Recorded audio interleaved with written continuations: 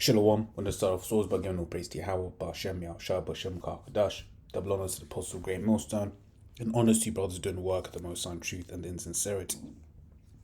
Yahweh's real name, of whom the world ignorantly calls God, Jehovah, Yahweh. His real name is Yahweh.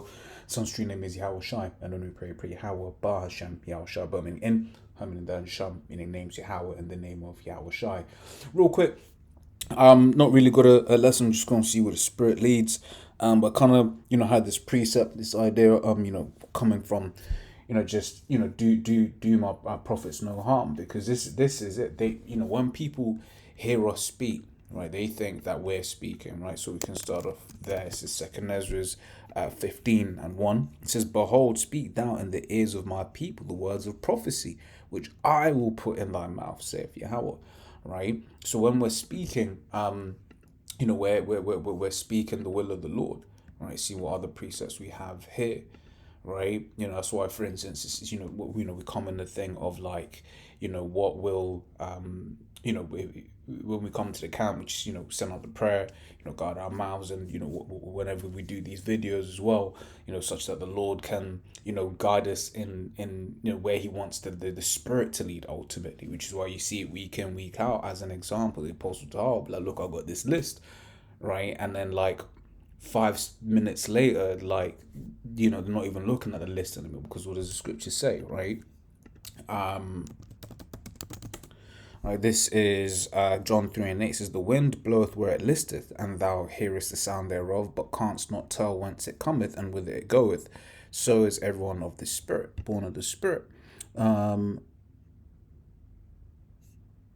Yeah, not sure if that's the one I wanted, but yeah. So let's carry on. Exodus 4:12 says, "Now therefore go, and I will be with thy mouth, and teach thee what thou shalt say." Right, and Matthew 10:20 says, "For it is not ye that speak, but the Spirit of your Father which speaketh in you." Right, so when these individuals are coming up against, his men, they don't realize that they're coming up against the Most High, right? In fact, we can grab that example in Acts the 5th chapter, right? It says, let me just jump to the point. Yeah, it says Acts 5:38. It says, "And now I say unto you, refrain from these men, and let them alone. For if this counsel or this work be of men, it will come to naught." Right. So this is basically what I forget his name is Gamaliel. Gamaliel, right?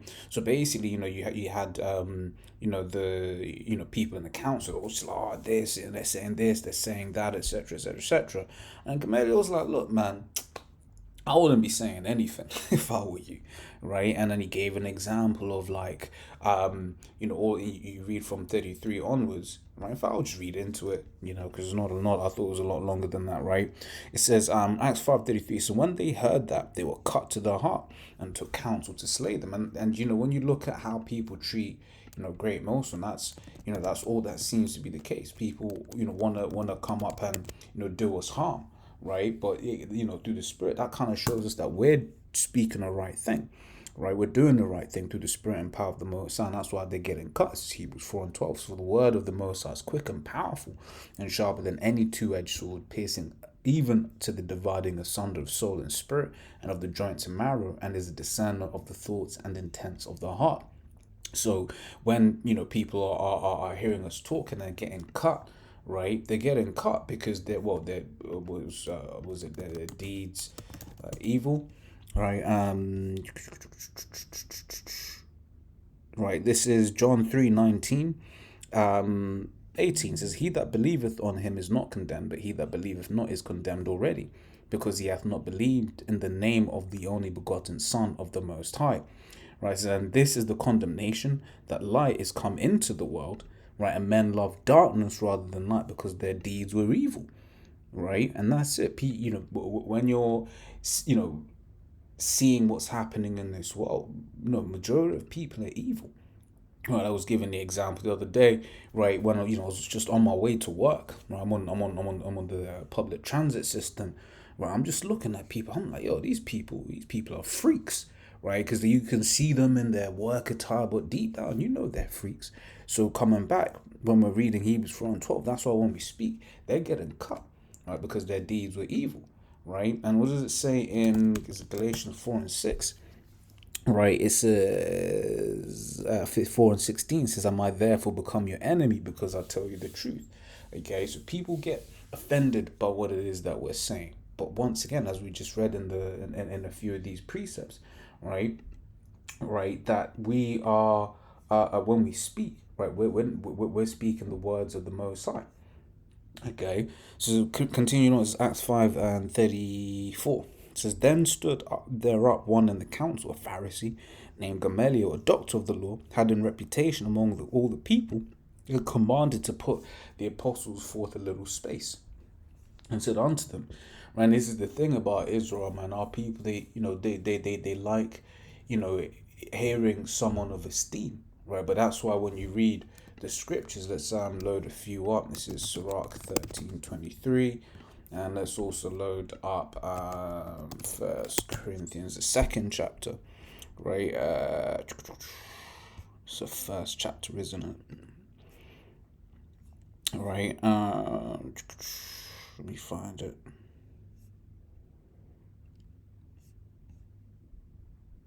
Yeah, so let me grab this first. In fact, let me grab this. Right, First Corinthians 1 and 26. See if there can any.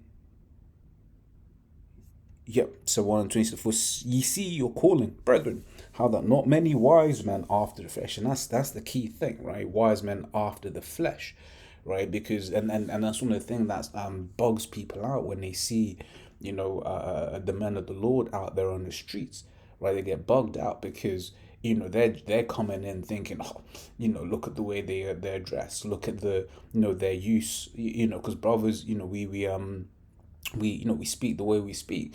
Some brothers have more of that eloquent orator type of way. Some brothers are a little bit more, like hood vernacular with it.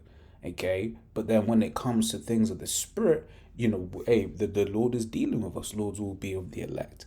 Okay, so when people are coming up, they end up getting cut because they're not thinking that no one here knows the history, that no one here knows biology and stuff like that. And then we may not speak in the perfect English, right? And we're gonna get that in Surah the 13th chapter, and they see that as an opportunity to try and overthrow, right? The brothers when they're speaking, right? So it says how that not many wise after the flesh, not many mighty, not many noble are called, right? But the Most High hath chosen the foolish things of the world to confound the wise, and the Most High hath chosen the weak things of the world to confound the things which are mighty, right? And the base things of the world and the things which are despised hath the Most High chosen, yea, and the things which are not, to bring to naught things that are. Okay, because it's all about the spirit. It's all about glorying in Yahweh Hashem Shai. Right, it's Surah 13:23. And when a rich man speaketh, every man holdeth his tongue, and look what he saith, they extol it to the clouds. But if the poor man speak, they say, what fellow is this? And if he stumble, they will help to overthrow him. Okay, so when people hear people of our people, right, but people in general, but when they hear someone of esteem saying something, all of a sudden they want to listen. Right, when the lowly man is saying something, right, then people don't want to listen, right, which is why you see certain cases where the apostles will the apostles, bishops, elders, archim will give advice, right, to different people that say even within Great Millstone, but to brothers outside of Great Millstone, being like, hey, you're doing too much or whatever, what have you. But because those people, right, those other people outside of this circle, because they don't have the apostles in esteem, like the bishops, elders, archim in esteem, they completely disregard what it is that they're saying. They don't take the heed. They don't take heed of the warning, right? Despite the fact that it is what do you call it? Despite the fact that ultimately the Lord is working through these men. Okay, so let's carry on. No, it says Acts 5 and 35. It says, and said unto them, ye men of Israel, take heed to yourselves what ye intend to do as touching these men. For before the days rose up Theudas, boasting himself to be somebody, to whom a number of men, about 400, joined themselves, who was slain. Okay, and what do we always speak about? right? That really, yeah, this not even really. This is a spiritual fight. Okay, this is a spiritual fight. Bringing in all of that carnality doesn't end well, right? Um, this is, if I've spelled it right, yep. It says Romans 8:7. It says, because the carnal mind is enmity against the Most High, for it is not subject to the law of the Most High, neither indeed can be. Okay, so then they that are in the flesh cannot please the Most High. Right, so no, in fact, Slakia, have I missed verse 6, verse 5, right? It says, for they that are after the flesh do mind the things of the flesh, right? But they that are after the spirit, the things of the spirit. For to be carnally minded is death, but to be spiritually minded is life and peace, right? And carnally minded, right? That's just basically really just indulging in what the flesh wants, right? No temperance, no balance, okay? No stoicism. So it says, because the carnal mind is enmity against the Most High, for it is not subject to the law of the Most High, neither indeed can be. So then they that are after the flesh cannot please the Most High. Okay, so that carnal mind, that trying to, be carnal, Most High ain't with it, right? And one of the reasons why I wanted to start up in here, because ultimately this is an example of people trying to build their own house, okay? Whereas what does the scripture say? So Psalms 127:1, it says, except Yahweh built the house, right? The labor in vain that build it. Except Yahweh keep the city, the watchman waketh but in vain, right? Which is why you've seen, and you can only, as a young man, right, I can only imagine, the multiple attempts of quote building a house, i.e., all of these different, alphabet groups or people that have tried to come up against the apostles and stuff like that. I can only imagine how many they've seen, right, over the years, right? Men trying to collect disciples unto themselves to come up against the apostles, okay. But let's carry on. It says back in Acts 5:36, for before these days rose up Theudas, boasting himself to be somebody. Right? What does the scriptures say? That pride goeth before destruction. And that's why the Most High is constantly giving out cautionary tales, right? All the different things that's happening, man. Certain things are scary, man. Just going to show just how a man can be, how men can be raised up, and then just can be brought low, right? So it says, to whom a number of men, about 400, joined themselves, who were slain, and all as many as obeyed were scattered and brought to naught. And after this rose up Judas of Galilee in the days of the taxing, and drew away much people after him. He also perished, and all, even as many as obeyed him, were dispersed. And now I say unto you, refrain from these men, and let them alone. For if this counsel, all this work be of men, it will come to naught. But if it be of the Most High, you cannot overthrow it, right? And this allows me to go back into, the point that I kind of wanted to touch in of this lesson, right? Because when people see, starting off the apostle on down, man, right? When people hear them talk, right? They're trying to come up against it, not realizing that, well, it says there, lest haply you be found even to fight against the Most High, right? So when you're seeing, people trying to come up against the apostles, right? And then the Most High is patient. The Most High is patient, okay? And there are different examples of that, man. The Most High is, hey, look at Esau. The Most High has just been, watching Esau do all manner of wickedness over the last however long, right? Just waiting for that opportunity just to come at him, okay? And there are different examples of that. Yes, the Most High. Hey, look at Polite. The situation with Polite, right? The Most High just, allowed him to get a quote unquote, and that's, oh man, let me grab that. Right? Oh,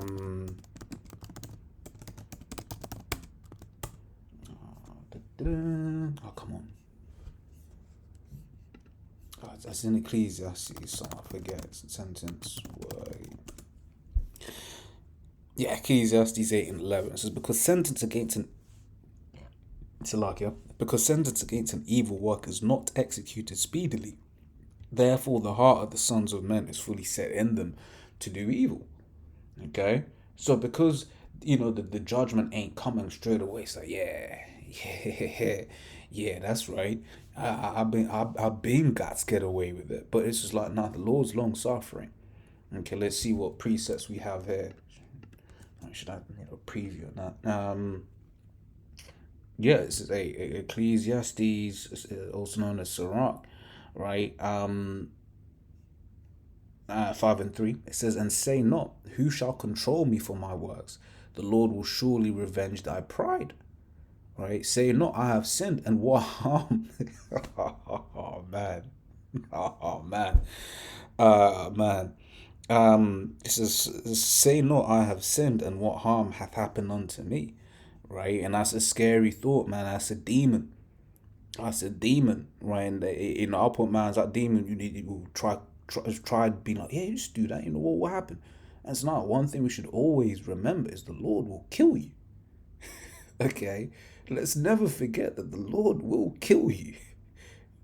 You know, and that's a scary thing because obviously we're doing this work, but that's what Satan, that's what them demons want us to indulge in, right? That idea of, "Oh, I'll be all right, X, Y, and Z, right?" But this is why we come back to about the fear of the Lord. All right. In fact, even then, let me grab this. Spirit just gave it to me. Uh, all right. Um, load that up. That's Spirit Ecclesiastes 5 and then Sirach 5 as well. But yeah, so it says, so for the long Lord, then read it 5 and 4 again. "Say not, I have sinned, and what harm hath happened to me? For the Lord is long suffering; he will in no wise let thee go." Right? So let's read Ecclesiastes, close some of these tabs. Uh, Ecclesiastes 8:11 again, right? It says, "Because sentence against an evil work is not executed speedily." So because the judgment ain't there and then, right? People, what do you call it? People just, will just continue to do wickedness. Like Esau is an example, right? When with this preset, always think of like touching your hand on the stove, right? And this is why they say actually pain is actually a good thing, right? Because you put your hand on the stove, you feel that pain. Guess what? Immediately you remove your hand from the stove. But if you can't feel the pain, guess what? You're gonna keep your hand there. But what's actually happening? Your hand is withering. Your hand is burning. Okay, and then you go and find out when when it's fucked up, right? And that's just basically what it is right now, right? Right now those that quote unquote pain receptor ain't immediate, so people are just continuing having their hand on the stove to the end where the Most High, right, will, when the time is right, strike, right? And then it's just like, what can you do, right? um Yep. So let me read Sirach 5 and 5 now. It says, "Concerning propitiation, I really hate when they do that. Right, propitiate says win or regain the favor of a god, spirit, or person by doing something that pleases them. Right. It says, so concerning propitiation, be not without fear to add sin unto sin. Okay. So let's carry on. Ecclesiastes 5 and 1 says, "Keep thy foot when thou goest to the house of the Most High, and be more ready to hear than to give the sacrifice of fools, for they consider not that they do evil."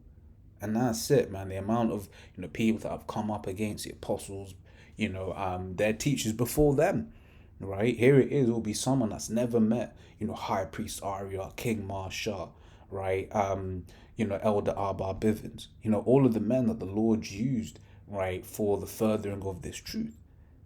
And then they'll talk shit about them, not realizing that there's a recompense for that, or realizing and then not caring.